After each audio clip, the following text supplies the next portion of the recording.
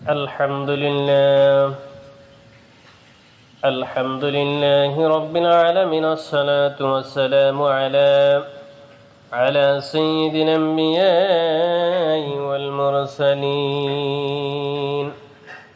وعلى آله وأصحابه أجمعين। বন্ধুরা আমার, ভাইরা আমার, আমরা ইতিপূর্বে আলোচনা করেছি হযরত আদম আলাইহিস সালাতু ওয়াস সালাম থেকে বিশ্বনবী জনাব মুহাম্মদুর রাসূলুল্লাহ সাল্লাল্লাহু আলাইহি ওয়াসাল্লামের জীবনী পর্যন্ত আলোচনা করেছি কতিপয় সাহাবায়ে কেরামের জীবনী। আজ আমরা আলোচনা করব আল্লাহর নবীর বিশিষ্ট সাহাবী সাদ ইবনে আবি ওয়াক্কাস রাদিয়াল্লাহু তাআলা আনহু সম্পর্কে। নাম আবু ইসহাক সাদ, পিতার নাম আবু ওয়াক্কাস মালিক। ইতিহাসে তিনি সাদ ইবনে আবি ওয়াক্কাস নামে পরিচিত। কুরাইশ বংশের বনু জোহরা শাখার সন্তান। মাতার নাম হামনা, পিতামাতা উভয় ছিলেন কুরাইশ বংশের। সাদের পিতা আবু ওয়াক্কাস ইসলাম গ্রহণ করে রাসূল করিম সাল্লাল্লাহু আলাইহি ওয়াসাল্লামের সাহাবী হওয়ার গৌরব অর্জন করেছিলেন। তার অন্তিম রোগশয্যায় রাসূল করিম সাল্লাল্লাহু আলাইহি ওয়াসাল্লাম তাকে দেখতে গিয়েছিলেন। মাতা হান্তামা ইসলাম গ্রহণ করেছিলেন, তবে প্রথম তার পুত্র সাদের ইসলাম গ্রহণের কথা শুনে হইচই ও বিলাপ শুরু করে লোকজনকে জড়ো করে ফেললেন। মায়ের কাণ্ড দেখে ক্ষোভে দুঃখে হতভম্ব হয়ে সাদ ঘরের এক কোণে গিয়ে চুপচাপ বসে থাকলেন। কিছুক্ষণ বিলাপ ও হইচই করার পর মা পরিষ্কার বলে দিলেন, সাদ যতক্ষণ মুহাম্মাদের রিসালাতের অস্বীকৃতির ঘোষণা না দিবে ততক্ষণ আমি কিছু খাবো না, কিছু পান করব না, রৌদ্র থেকে বাঁচার জন্য ছায়াতেও আসবো না। মার অনুগত্যের হুকুম তো আল্লাহ দিয়েছেন। আমার কথা না শুনে অবাধ্য বলে পরিচিত হবে এবং মার সাথে তার কোনো সম্পর্ক থাকবে না। হযরত সাদ বড় অস্থির হয়ে পড়লেন। রাসূল পাক সাল্লাল্লাহু আলাইহি ওয়াসাল্লামের খেদমতে হাজির হয়ে সব ঘটনা বিবৃত করলেন। রাসূল করিম সাল্লাল্লাহু আলাইহি ওয়াসাল্লাম নিকট থেকে জবাব পাওয়ার পূর্বে সূরা আল আনকাবুতের ৮ম আয়াতটি নাযিল হলো, আমি মানুষকে নির্দেশ দিয়েছি তার পিতামাতার প্রতি সদ্ব্যবহার করার, তবে তারা যদি তোমার উপর বল প্রয়োগ করে আমার সাথে এমন কিছু শরীক করতে বলে যার সম্পর্কে তোমার কোনো জ্ঞান নেই, তবে তুমি তাদের সেই কথা মেনে নিবে না। কোরআনের এই আয়াতটি হযরত সাদের মানসিক অস্থিরতা দূর করে দিল। তার মা ৩ দিন পর্যন্ত কিছু মুখে দিলেন না, কারো সাথে কথা বললেন না এবং রোদ থেকে ছায়াতেও এলেন না।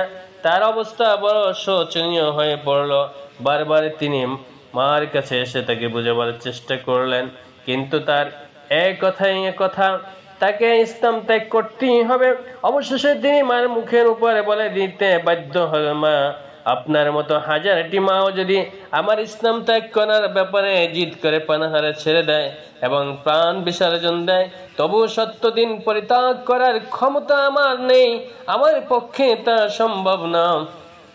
হযরত সাদের চরম সত্য কথাটি তার মার অন্তরে দাগ কাটে। অবশেষে তিনি ইসলাম গ্রহণ করলেন। ইমাম মুসলিম তার সহিহ গ্রন্থ আল ফিদায়াল অধ্যায় সম্পর্কে হাদিস বর্ণনা করেছেন। হযরত সাদের ভাই উমাইর রাদিয়াল্লাহু তাআলা রাসূল করিম সাল্লাল্লাহু আলাইহি ওয়াসাল্লামের নবুয়ত প্রাপ্তির কিছুদিন পর ইসলাম ধর্ম গ্রহণ করেন। তিনি ছিলেন প্রথম পর্বে ইসলাম গ্রহণকারীদের অন্যতম। ইবনে খালদুন তার তারিখে উমরের পরে আব্দুল্লাহ ইবনে মাসউদের ইসলাম গ্রহণের কথা উল্লেখ করেছেন। হযরত আবু বকর ছিলেন সাদের অন্তরঙ্গ বন্ধু। আবু বকরের দাওয়াতে তিনি ইসলাম গ্রহণ করেছিলেন। ইমাম বুখারী তার সহিহ গ্রন্থে আল মানাকিব অধ্যায়ে সাদের ইসলাম গ্রহণ সম্পর্কে হাদিস বর্ণনা করেছেন। সাদ বলেন, ইসলাম গ্রহণের পর আমি নিজেকে তৃতীয় মুসলমান হিসেবে দেখতে পেলাম। আসলে তিনি রাসূল করিম সাল্লাল্লাহু আলাইহি ওয়াসাল্লাম নবুয়ত প্রাপ্তির সাথে সাথে ইসলাম গ্রহণ করে, কিন্তু অনেকের মতে তখন তিনি ঘোষণা দেননি। আর এই কথার সমর্থন পাওয়া যায় তার মার ঘটনা এবং সূরা আনকাবুতের আয়াতটি নাজিলের মাধ্যমে। কারণ এই আয়াতটি নবুয়তের ৪র্থ বছরে নাজিল হয়। সম্ভবত এ সময় তিনি তার ইসলাম গ্রহণের ব্যাপারটি মায়ের নিকট প্রকাশ করেন। নবুয়তের ৩য় বছরে সুলাইম গোত্রের আমর ইবনে আবাসা গোপনে রাসূল করিম সাল্লাল্লাহু আলাইহি সাল্লামের নিকট উপস্থিত হয়ে ইসলাম ধর্ম গ্রহণ করেন। তখনও প্রকাশ্য দাওয়াত অনুমতি আল্লাহর তরফ থেকে আসেনি।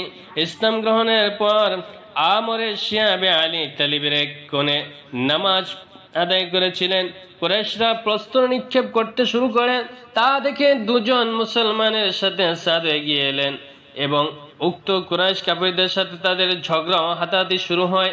হযরত সাদ তার চাবুকটি দিয়ে এক কাফিরকে বেদম মার দিলেন। লোকটির দেহে রক্তে রঞ্জিত হয়ে গেল। কোন মুসলমানের হাতে কোন মুশরিকদের রক্ত ঝরানোর ঘটনাটি ইসলামের ইতিহাসে প্রথম। হযরত মুসআব ইবনে উমাইর ও ইবনে উম্মে মাকতুমের মক্কা থেকে মদিনায় হিজরতের পর যে 4 ব্যক্তি মদিনায় হিজরত করেন তাদের একজন সাদ ইবনে আবি ওয়াক্কাস। সহিহ বুখারীতে বারা ইবনে আজিব থেকে একটি হাদিস বর্ণিত হয়েছে। তিনি বলেন, সর্বপ্রথম আমাদের নিকট আগমন করেন মুসাইব ইবনে উমাইর ও ইবনে উম্মে মাকতুমে 2 ব্যক্তি মদিনাবাসীদের কোরআন শিক্ষা দিতেন। অতঃপর বেলাল, সাদ, আম্মার বিন ইয়াসির আগমন করেন। ইবনে সাদ তাবাকাতুল কুবরা গ্রন্থে ওয়াকিদির সূত্রে উল্লেখ করেছেন, সাদ ও তার ভাই উমাইর মক্কা থেকে হিজরত করে মদিনায় এসে তাদের অন্য এক ভাই উতবা ইবনে আবি ওয়াক্কাসের নিকট অবস্থান করেন। তার কয়েক বছর পূর্বে উতবা এক ব্যক্তিকে হত্যা করে মক্কা থেকে পালিয়ে মদিনায় আশ্রয় নেন। আল্লাহর পথে জিহাদ হযরত সাদের ভূমিকা ছিল অত্যন্ত গুরুত্বপূর্ণ। তার বীরত্ব ও সাহসিকতা ইসলামের দুশমনদের খুব মারাত্মক পরিণতির দিকে ঠেলে দিয়েছিল। তিনি প্রথম মুসলিম যিনি আল্লাহর পথে তীর নিক্ষেপ করেন। তিনি নিজেও বলতেন, আমি প্রথম আরব যে আল্লাহর জন্য তীর চালানো করেছিল। মক্কা থেকে মদিনায় হিজরতের পর বেশ কিছুকাল যাবৎ মুহাজির মুসলমানদের আর্থিক অবস্থা অত্যন্ত শোচনীয় হয়েছিল। তাদের না ছিল খাদ্য, না ছিল সম্ভর, না ছিল পরিধেয় বস্ত্র এবং না ছিল নির্দিষ্ট জীবিকার উপায় উপকরণ। মক্কা থেকে আগত মুহাজিরদের চাপে মদিনায় সীমিত পরিসরে অর্থনৈতিক ব্যবস্থার ভিত্তি নড়ে উঠছিল। মদিনার আনসার মুহাজির নির্বিশেষে গোটা মুসলিম সমাজ চরম আর্থিক দুর্গতির মধ্যে নিপাত হয় এবং চরম দরিদ্রতার মধ্যে তারা ইসলামের প্রচার প্রসারের কাজ জারি রাখেন এবং কাফিরদের বিরুদ্ধে একের পর এক যুদ্ধ চালিয়ে যেতে থাকেন। তাদের চরম দারিদ্র সম্পর্কে হযরত সাদ রাদিয়াল্লাহু তাআলা আনহু বলেন, আমরা রাসূল করিম সাল্লাল্লাহু আলাইহি সাল্লামের সাথে যুদ্ধে অংশগ্রহণ করতাম, অথচ তখন গাছের পাতা ছাড়া আমাদের খাওয়ার কিছুই থাকতো না। তা খেয়ে আমরা জীবন ধারণ করতাম, আর আমাদের বিষ্ঠা হতো উট ছাগলের বিষ্ঠার মতো। হিজরতের 1 বছর পর সফর মাসে রাসূল করিম সাল্লাল্লাহু আলাইহি সাল্লামের 60 জন উষ্টরোহীর একটি দলকে কুরাইশদের গতিবিধি লক্ষ্য করার উদ্দেশ্যে টহল দিতে পাঠালেন। এ দলে সাদ রাদিয়াল্লাহু ছিলেন। এক পর্যায়ে ইকরামা ইবনে আবি জাহলের নেতৃত্বে কুরাইশদের বিরাট একটি দল তারা দেখতে পেলেন, কিন্তু উভয় পক্ষ সংঘর্ষ এড়িয়ে গেল। তবে কুরাইশের পক্ষে কেউ একজন হঠাৎ জোরে চিৎকার দিয়ে উঠলেন। হযরত সাদ তাদের সাথে তীর নিক্ষেপ করলেন। এটাই ছিল ইসলামের ইতিহাসে প্রথম কাফেরদের প্রতি তীর নিক্ষেপ। হিজরি 2য় সনের রবিউল সানি মাসে রাসূল করিম সাল্লাল্লাহু আলাইহি ওয়াসাল্লাম 200 সাহাবীকে সঙ্গে নিয়ে মদিনা থেকে বের হলেন। উদ্দেশ্য মদিনার আশেপাশে দুশমনের গতিবিধি পর্যবেক্ষণ এবং দুশমনদের জানিয়ে দেওয়া যে মুসলমানরা ঘুমিয়ে নেই। এ বাহিনীর পতাকা বাহিনী ছিলেন হযরত সাদ রাদিয়াল্লাহু তাআলা আনহু। বাওয়াত নামক স্থানে কুরাইশদের সাথে এবার ছোটখাটো একটি সংঘর্ষ হয়। 6 মাস পর বদর যুদ্ধ সংঘটিত হয়। বদর যুদ্ধে অল্প কয়েকদিন আগে রাসূল করিম সাল্লাল্লাহু আলাইহি ওয়াসাল্লাম কুরাইশ কাফিলা সংবাদ সংগ্রহের উদ্দেশ্যে তিনি 3 জনের একটি দল পাঠান। তাদের একজন ছিলেন সাদ রাদিয়াল্লাহু তাআলা আনহু। তারা বদরের কূপের নিকট ওত পেতে থেকে প্রতিপক্ষের 2 জন বন্দী করে রাসূল করিম সাল্লাল্লাহু আলাইহি ওয়াসাল্লামের নিকট নিয়ে আসেন। রাসূল করিম সাল্লাল্লাহু আলাইহি ওয়াসাল্লাম তাদের নিকট থেকে শত্রুপক্ষের অনেক তথ্য অবগত করেন। বদরে সাদ ও তার ভাই উমাইর রাদিয়াল্লাহু অত্যন্ত সাহসিকতার সাথে লড়েন। কি একাধিক কাফিরকে হত্যা করে জাহান্নামে পাঠান। এই যুদ্ধে হযরত উমার রাদিয়াল্লাহু তাআলা আনহু শাহাদাত বরণ করেন এবং সাদ রাদিয়াল্লাহু সাইদ ইবনে আজকে হত্যা করে তার তলোয়ারখানি নিয়ে রাসূল করিম সাল্লাল্লাহু আলাইহি ওয়াসাল্লামের নিকট সমর্পণ করেন। তিনি রাসূল করিম সাল্লাল্লাহু আলাইহি ওয়াসাল্লামের নিকট তলোয়ারখানি পাওয়ার ইচ্ছা প্রকাশ করেন। জবাবে তিনি বলেন, এ তলোয়ার না, তোমার না আমার। সাদ রাসূল করিম সাল্লাল্লাহু আলাইহি ওয়াসাল্লামের নিকট থেকে উঠে কিছু দূর যেতে না যেতে সূরা আনফাল নাযিল হয়। অথবা রাসূল সাল্লাল্লাহু আলাইহি ওয়াসাল্লাম তাকে ডেকে বলেন, তোমার তলোয়ার তুমি নিয়ে যাও। উহুদের যুদ্ধ সংঘটিত হয় বদর 1 বছর পর। হযরত সাদ রাদিয়াল্লাহু তাআলা যুদ্ধে অংশগ্রহণ করেন। কতিপয় মুসলিম সৈনিক ভুলের কারণে নিশ্চিত বিজয়ে যখন পরাজয়ে রূপান্তরিত হয়, তখন মুসলিমীয় যে কয়েকজন সৈনিক নিজেদের জীবনের ঝুঁকি নিয়ে রাসূল করিম সাল্লাল্লাহু আলাইহি সাল্লামকে ঘিরে প্রতিরক্ষা বহু রচনা করেন। সাদ রাদিয়াল্লাহু ছিলেন তাদের অন্যতম। ইমাম বুখারী রাহমাতুল্লাহ আলাইহি এই ঘটনা সাদ রাদিয়াল্লাহু তাআলা নূর জবানি বর্ণনা করেছেন। উহুদের দিনে রাসূল করিম সাল্লাল্লাহু আলাইহি সাল্লাম তার তুনির আমার সামনে সরিয়ে দিলেন এবং বললেন, তীর মারো, আমার মা বাবার প্রতি তোমার প্রতি কুরবান হোক। ইবনে সাদ আরো বলেছিলেন, ঘটনাক্রমে একটি তুনির ফলা ছিলেন। সাদ রাদিয়াল্লাহু তাআলা আনহু বলেন, ইয়া রাসূলুল্লাহ, এটা তো খালি। বললেন, ওটাও সরে দাও। সাদ রাদিয়াল্লাহু তাআলা আনহু এর এক ভাই উমায়ের বদর যুদ্ধে শহীদ হন। উহুদের যুদ্ধে সাদ রাদিয়াল্লাহু যখন কাফিরদের প্রবল আক্রমণ থেকে রাসূল করিম সাল্লাল্লাহু আলাইহি ওয়াসাল্লামকে হেফাজতের জন্য নিজের জীবন বাজি রেখে চলছেন, ঠিক তখনই তার অন্য ভাই নারাধাম উদ্বার নিক্ষিপ্ত প্রস্তারাঘাতে প্রিয় নবী সাল্লাল্লাহু আলাইহি সাল্লামের মুখ আহত হয় এবং একটি দাঁত ভেঙে যায়। সাদ রাদিয়াল্লাহু প্রায় বলতেন, কাফিরদের অন্য কাউকে হত্যার এত প্রবল আকাঙ্ক্ষা আমার ছিল না যেমন ছিল উদ্বারের ব্যাপারে। কিন্তু যখন আমি রাসূল করিম সাল্লাল্লাহু আলাইহি সাল্লামকে বলতে শুনলাম, যে ব্যক্তি আল্লাহর রাসূলের চেহারা রক্তে রঞ্জিত করেছে তার উপর আল্লাহর গজব আপাতিত হবে, তখন তার হত্যার আকাঙ্ক্ষা আমার নিস্তেজ হয়ে পড়ে এবং আমার অন্তরে প্রশান্তি নেমে আসে। উহুদ যুদ্ধের তিনি এক অস্বাভাবিক দৃশ্য অবলোকন করেন। তিনি বলে, উহুদের দিন আমি রাসূল করিম সাল্লাল্লাহু আলাইহি সাল্লামকে ডানে ও বামে ধবধবে সাদা দু ব্যক্তিকে দেখতে পেলাম। কাফিরদের সাথে তারাও প্রচন্ড লড়ছে। এর আগে বা পরে আর কখনো আমি তাদের দেখিনি। খন্দক যুদ্ধ হযরত উহুদের 2 বছর পর এই যুদ্ধেও তিনি অংশগ্রহণ করেন এবং একজন চতুর কাফির ঘেরা ঘোর সাওয়ারের প্রতি তিনি নিক্ষেপ করে তার চোখ এমন ভাবে এফার করে দেন যে তা দেখে রাসূল সাল্লাল্লাহু আলাইহি ওয়াসাল্লাম হঠাৎ হেসে ওঠেন।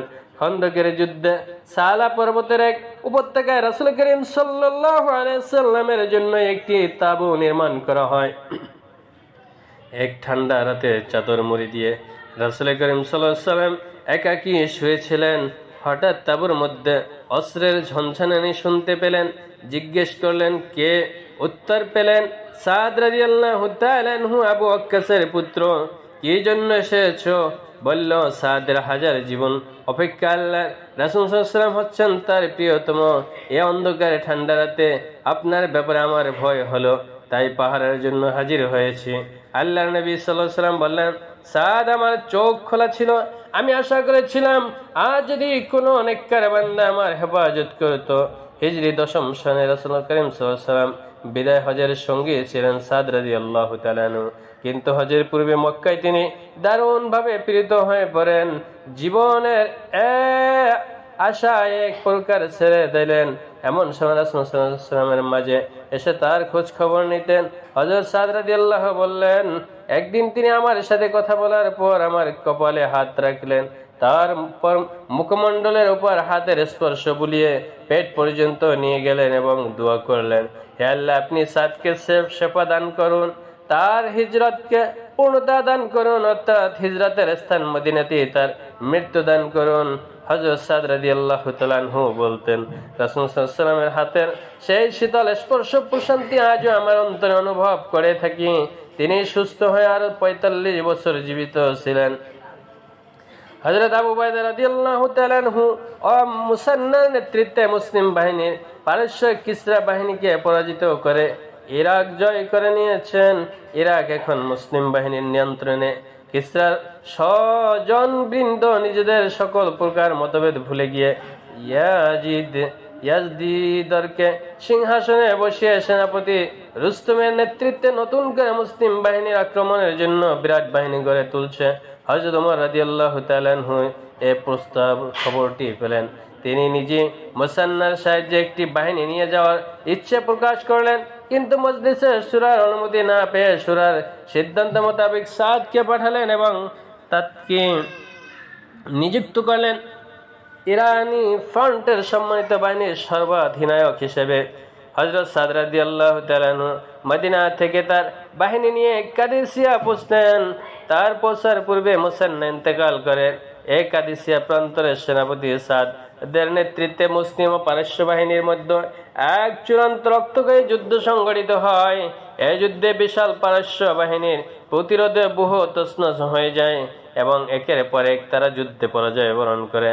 সানানি সাম্রাজ্যের রাজধানী মাদাইনের পথে মুসলিম বাহিনী ব্রহাশির দখল করে আছে। ব্রহাশির ও মাদাইনের মধ্যে উত্তল তরঙ্গ বিক্ষুব্ধ দিজলা নদী প্রবাহিত। হযরত সাদ খবর পেলেন শাহানজাহ শাহ ইয়াজদির রাজধানী মাদাইন থেকে সকল মূল্যবান সম্পদ সরিয়ে নিচ্ছেন। হযরত সাদ সৈন্যবাহিনী নিয়ে দ্রুত মাদাইনের দিকে অগ্রসর হলেন। দিজলা নদীর তীরে এসে দেখলেন ইরানিরা নদীর পুলটি পূর্বেই ধ্বংস করে দিয়েছিল। দিজলার তীরে তিনি মুসলিম মুজাহিদদের উদ্দেশ্যে ঐতিহাসিক ভাষণ দান করেন।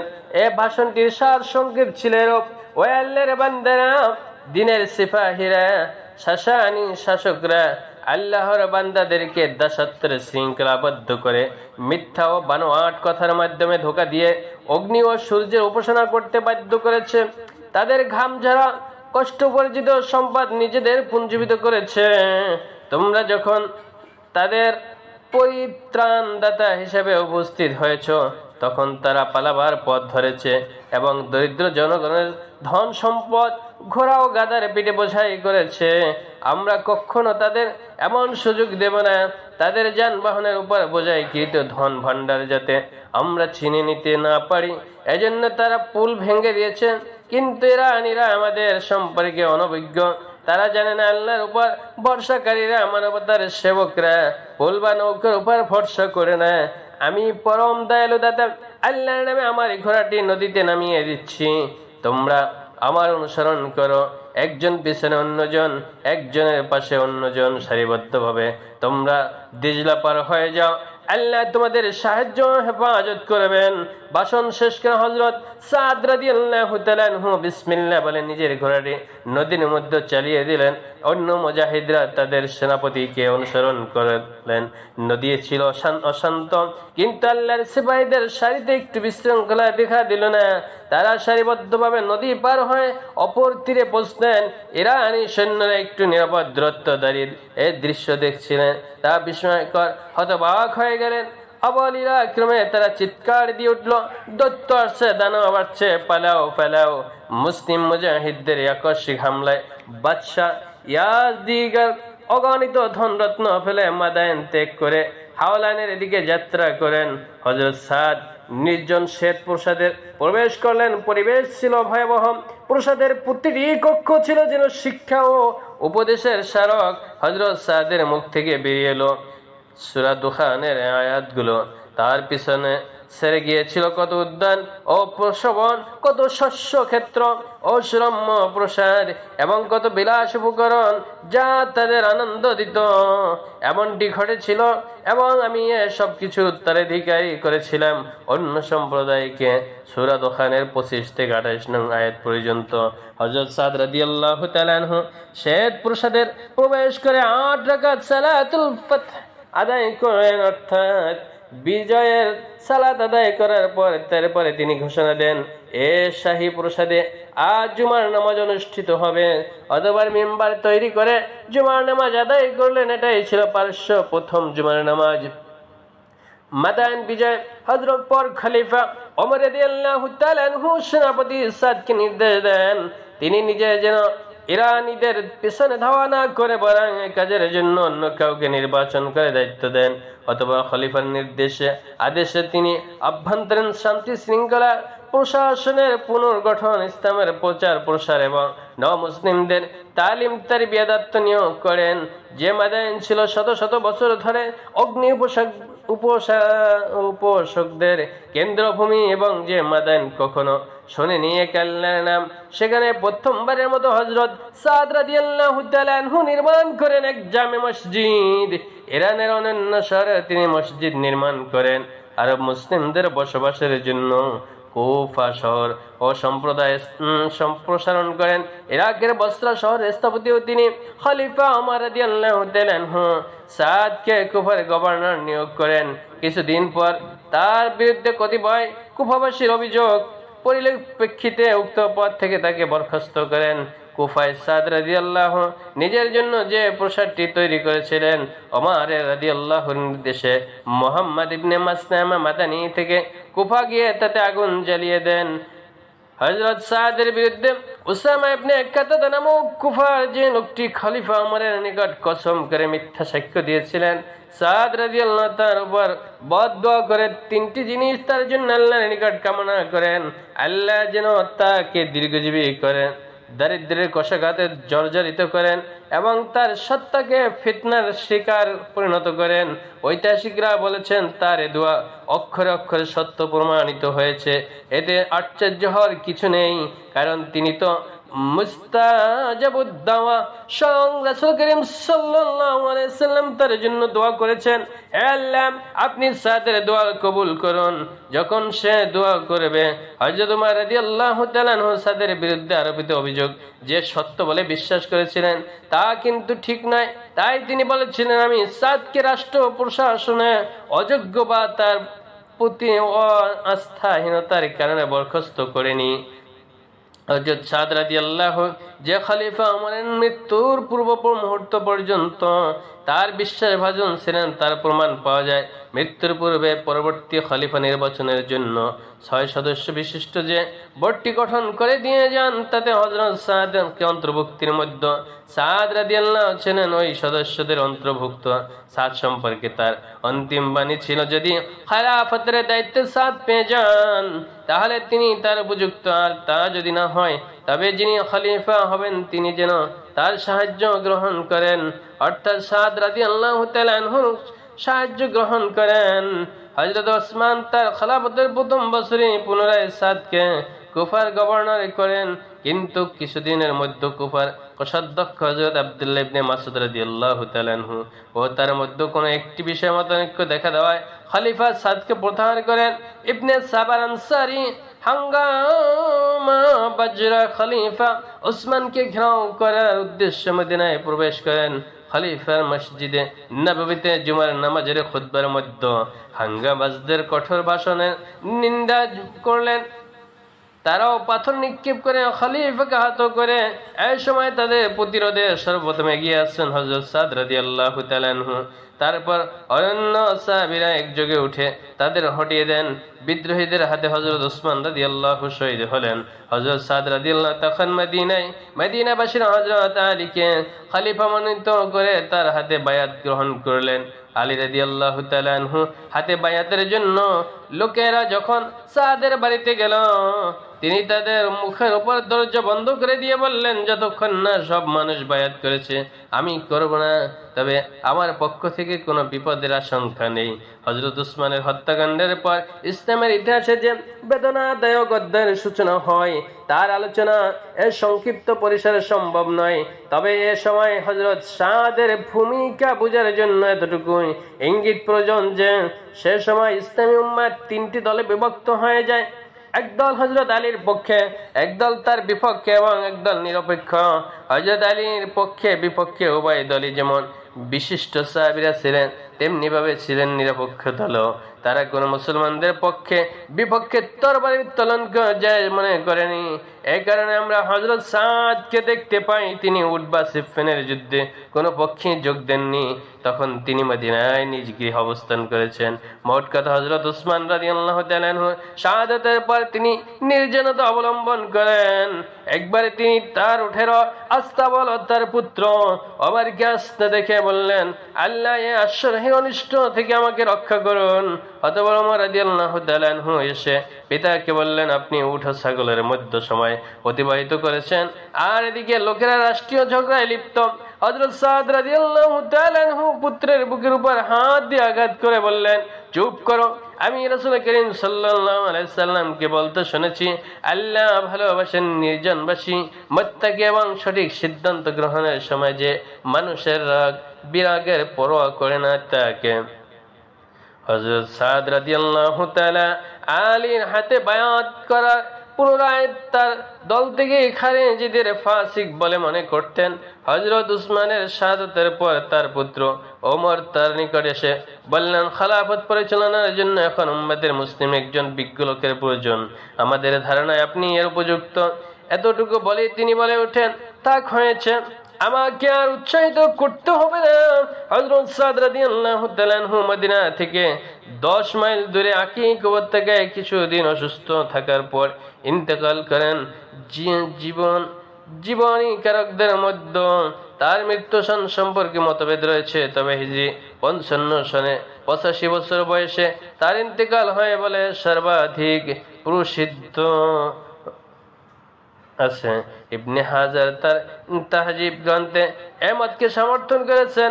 গোসল ও কাফনের পর লাশ মদিনা আনা হয়। মদিনায় তৎকালীন গভর্নর মারওয়ান জানাজার ইমামতি করেন। সহিহ মুসলিমের একাধিক বর্ণনার মাধ্যমে তার জানাজার বিষয়টি বিস্তারিত জানা যায়।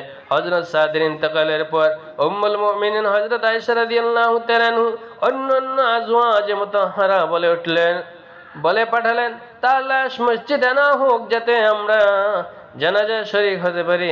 কিন্তু লোকেরা লাশ মসজিদে নেওয়া যেতে পারে কিনা এ ব্যাপারে দ্বিধাদ্বন্দ্বিত হয়ে পড়ে। হযরত আয়েশা রাদিয়াল্লাহু তাআলা কথা জানতে পেরে বললেন, তোমরা এত তাড়াতাড়ি ভুলে যাও, রাসূল সাল্লাল্লাহু আলাইহি ওয়াসাল্লাম তো সুহাইল ইবনে বাইদার জানাজায় মসজিদে আদায় করেছেন। অতঃপর লাশ উম্মাহাতুল মুমিনিনের হুজরার নিকট আনা হলো এবং তারা নামাজে জানাজা আদায় করলেন। মরণকালে হযরত সাদ রাদিয়াল্লাহু তাআলা আনহু বহু অর্থ সম্পদের অধিকারী ছিলেন। তা সত্ত্বেও তিনি একটি অতি পুরাতন পশমি জুব্বা নিয়ে বলেন, এ দিয়ে তোমরা আমাকে কাফন দিবে। এই জুব্বা পরে আমি বদরের যুদ্ধে কাফিরদের বিরুদ্ধে লড়েছি। আমার ইচ্ছা এটি নিয়ে আমি আল্লাহর দরবারে উপস্থিত হই। হযরত সাদের ছেলে মুসাব রাদিয়াল্লাহু বললেন, আমার পিতার অন্তিম সময় তার মাথাটি আমার কোলের উপর ছিল। তার মুমূর্ষ অবস্থা দেখে আমার চোখে পানি এসে গেল। তিনি আমার দিকে তাকিয়ে জিজ্ঞেস করলেন, বেটা কাঁদছো কেন? বললাম, আপনার এই অবস্থা দেখে। বললেন, আমার জন্য কেঁদো না, আল্লাহ কখন আমাকে শাস্তি দিবেন না। আমি জান্নাতবাসী। আল্লাহ মুমিনদেরকে তাদের সৎ কাজের প্রতিদান দেবেন এবং কাফেরদের সৎ কাজের বিনিময়ে তাদের শাস্তি লাঘব করবেন। রাসূল পাক সাল্লাল্লাহু আলাইহি ওয়াসাল্লাম খোলাফায়ে রাশিদিন ও অন্যান্য সাহাবীদের নিকট হযরত সাদের মর্যাদা ও গুরুত্ব ছিল অতি উচ্চে। তারা তার মতামতকে যে অত্যন্ত গুরুত্ব প্রদান করতেন। বহু হাদিসের মাধ্যমে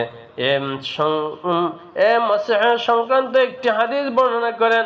হযরত আব্দুল্লাহ ইবনে উমর রাদিয়াল্লাহু তাআলা আনহু পিতা হযরত উমর ফারুক রাদিয়াল্লাহু থেকে হাদিসটির সততা যাচাই করতে চাইলে তিনি জিজ্ঞেস করলেন, হাদিসটি কি সাদ ইবনে আবি ওয়াক্কাস থেকে শুনেছ? বললেন, হ্যাঁ। ওমর বললেন, হ্যাঁ। সাদ যখন তোমাদের নিকট কোনো হাদিস বর্ণনা করে তখন সে সম্পর্কে অন্য কারো কাছে কিছু জিজ্ঞেস করবে না। ইবনে ইসহাক বর্ণনা করেন, রাসূল পাক সাল্লাল্লাহু আলাইহি ওয়াসাল্লাম সাহাবীদের মধ্যে 4 জন ছিলেন সর্বাধিক কঠোর। ওমর, আলী, জুবাইর, সাদ রাদিয়াল্লাহু তাআলা আনহু। রাসূল পাক সাল্লাল্লাহু আলাইহি ওয়াসাল্লামের জীবদ্দশায় হযরত বিলালের অনুপস্থিতিতে সাদ 3 বার আযান দিয়েছেন। রাসূল পাক সাল্লাল্লাহু আলাইহি ওয়াসাল্লাম তাকে নির্দেশ দিয়েছিলেন, আমার সঙ্গে বিলালকে না দেখলে তুমি আযান দিবে। হযরত সাদ রাদিয়াল্লাহু থেকে বহু হাদিস বর্ণিত হয়েছে।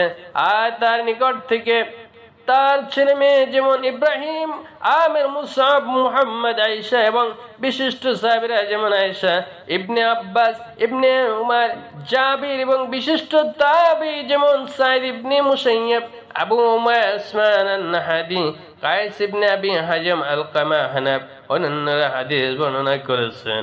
হযরত সাদ রাদিয়াল্লাহু আনহুর মধ্যে কাব্য প্রতিভাও ছিল।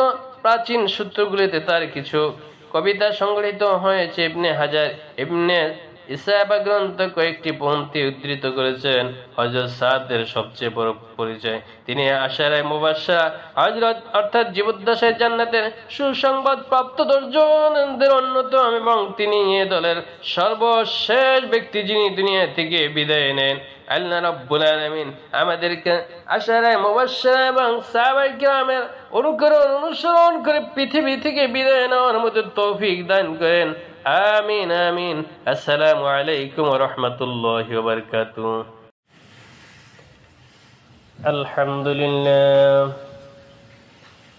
আলহামদুলিল্লাহি রাব্বিল আলামিন। আসসালাতু ওয়াসসালামু على سيد الأنبياء والمرسلين وعلى آله وأصحابه أجمعين। বন্ধুরা আমার, ভাইরা আমার, আমরা ইতিপূর্বে আলোচনা করেছি হযরত আদম আলাইহিস সালাতু ওয়াস সালাম থেকে বিশ্বনবী জনাব মুহাম্মদুর রাসূলুল্লাহ সাল্লাল্লাহু আলাইহি ওয়াসাল্লামের জীবনী পর্যন্ত আলোচনা করেছি কতিপয় সাহাবায়ে কেরামের জীবনী। আজ আমরা আলোচনা করব আল্লাহর নবীর বিশিষ্ট সাহাবী সাদ ইবনে আবি ওয়াক্কাস রাদিয়াল্লাহু তাআলা আনহু সম্পর্কে।